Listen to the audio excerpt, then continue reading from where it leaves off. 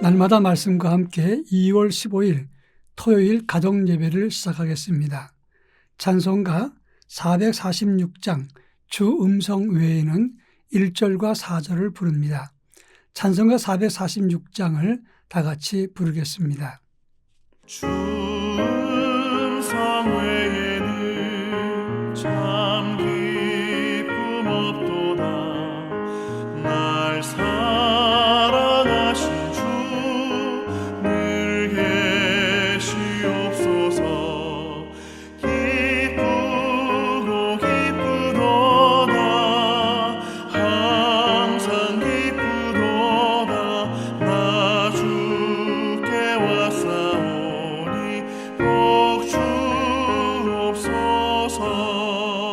그 귀한 언약을 이루어 주시고 주 명령 따를 때 늘 계시옵소서.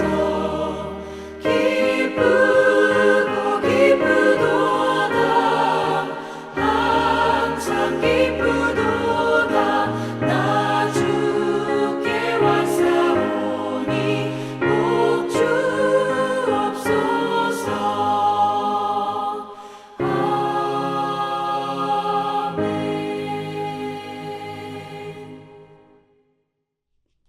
이 시간 우리에게 주시는 하나님의 말씀은 신약성경 누가복음 11장 24절로 28절입니다.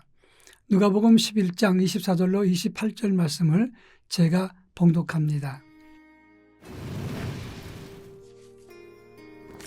더러운 귀신이 사람에게서 나갔을 때에 물 없는 곳으로 다니며 쉬기를 구하되 얻지 못하고 이에 이르되 내가 나온 내 집으로 돌아가리라 하고 가서 보니 그 집이 청소되고 수리되었거늘 이에 가서 저보다 더 악한 귀신 7을 데리고 들어가서 거하니 그 사람의 나중 형편이 전보다 더 심하게 되느니라. 이 말씀을 하실 때에 무리 중에서 한 여자가 음성을 높여 이르되 당신을 뵌 태와 당신을 먹인 젖이 복이 있나이다 하니 예수께서 이르되 오히려 하나님의 말씀을 듣고 지키는 자가 복이 있느니라 하시니라. 아멘. 우리가 신앙생활을 하면서 성령의 인도와 이끌리심을 받는 것은 참으로 중요한 문제입니다. 일반적으로 운전하다가도 오랫동안 안 하다가 갑자기 하면 운전석에 앉을 때 낯설거나 사고를 일으키게 되는 경우가 많습니다. 영적으로도 마찬가지입니다. 우리 믿음과 영성도 교회 나오고 믿음 생활을 해도 오래도록 성령의 이끌리심 받지를 못하게 되면 영적인 감각이 떨어져서 영적인 사고를 일으키거나 교회에 갈등을 만들게 되는 경우가 많다고 하는 것입니다. 그래서 주의 일꾼 되겠다고 했던 목회자나 교인들도 오래도록 성령의 지배를 받지 못하게 되면 하나님의 일과 교회를 하면서도 무책임하고 성의 없이 성실하지 않게 그리고 자기 이익과 편의가 우선인 경우가 많게 된다는 점입니다. 오늘 우리가 읽은 본문의 말씀은 14절 이후부터는 사람들이 예수님이 행하시는 기적을 보고 귀신의 왕 바알세불을 힘입어서 능력을 행한 것이다 이렇게 말했던 것을 보고 예수님께서 영적 원리를 설명한 것입니다. 특히 오늘 우리가 읽은 본문 누가복음 11장 24절부터 26절의 말씀에서는 더러운 귀신이 사람에게서부터 나갔다가 다시 들어온 비유를 말씀하시면서 귀신이 나갔던 그 집에 주인이 없으니 자기보다 더 악한 귀신 7을 데리고 들어왔다 이렇게 말씀했다고 하는 것입니다. 이 본문의 의미가 무엇인가를 함께 살펴보도록 하겠습니다. 먼저 우리가 성령의 지혜의 은혜를 받았어도 하나님의 자녀가 되었어도 성령의 지배를 받지 않으면 더 악한 귀신이 들어올 수 있다고 하는 점입니다. 이 말은 한 번 예수 믿고 그리고 기도했다고 해서 다 믿음이 끝난 것은 아니라고 하는 지적입니다. 오래 믿거나 사역을 하게 되면 우리는 그 일에 능숙해지게 되고 익숙할 수가 있습니다. 그러나 아무리 익숙해져도 성령님의 이끌심을 받지 못하게 된다면 영원 사랑이나 하나님의 일을 위해서 참된 헌신과 희생을 하지 못하게 되는 것입니다. 그래서 사꾼 일꾼이 나온다 이렇게 말할 수 있습니다.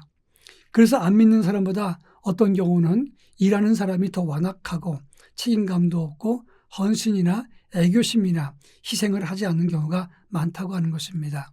그래서 하나님의 영의 지배를 받아야 하나님의 일도 잘할 수 있는 것입니다.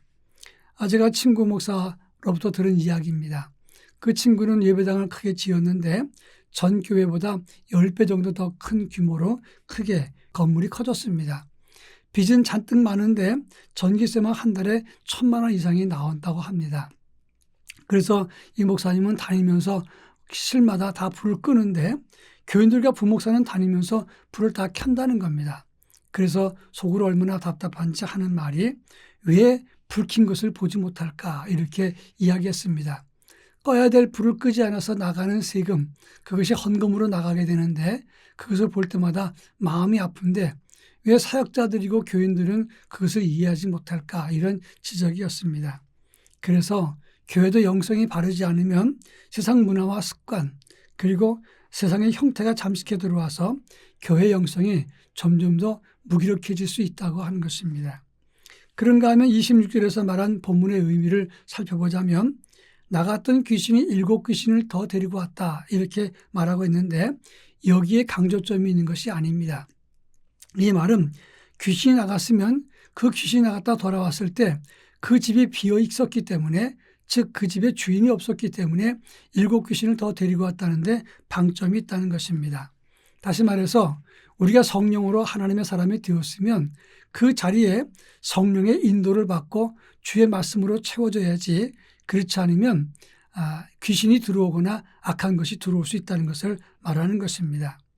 우리의 믿음이라고 하는 것은 늘 같은 영성과 온도가 유지가 되는 것이 아닙니다. 우리도 처음 믿음 가졌던 영성과 예수 만나고 하나님을 경험했던 그 영성으로 가득 채워질 때 어둠의 권세가 우리 안에 틈타지 못하게 된다고 하는 것입니다. 아무리 사명을 받았어도 시간이 지나고 나면 육체의 안일과 그리고 자기 개인의 이익에 빠지게 되기 때문에 더 큰 귀신이 오지 않도록 더 악한 것이 들어오지 않도록 우리 자신을 잘 살펴야 된다 하는 것입니다. 그런가 하면 오늘 보면 27절부터 28절에서는 사람들이 예수님 말씀하시는 것을 듣고서 한 여자가 말합니다. 예수 당신을 임신하고 젖먹인 당신의 어머니가 얼마나 복된 분입니까? 이렇게 칭찬하던 말할 때 예수님께서 28절에서 이렇게 말씀했습니다. 진정한 복된 자는 하나님 말씀을 듣고 지키는 자가 복 있는 자입니다. 이렇게 말씀했던 것입니다. 그렇습니다. 하나님 말씀을 따르지 않고 말만 많고 이론이 많은 사람들, 불평과 원망이 많고 변명이 많고 자기 입장만 중요시하는 사람들은 하나님 말씀을 따르는 자가 될 수 없습니다. 진정한 복된 사람이라는 것은 하나님 말씀을 듣고 실천하고 그것을 위해서 헌신하고 자기를 비우는 사람이라고 말할 수 있는 것입니다. 우리 모두 주의 일에 흑암의 권세가 틈타지 못하도록 주의 성령으로 중심 잡고 주의 말씀으로 순종하고 주의 말씀을 실천할 수 있기를 바랍니다. 다 같이 기도합니다.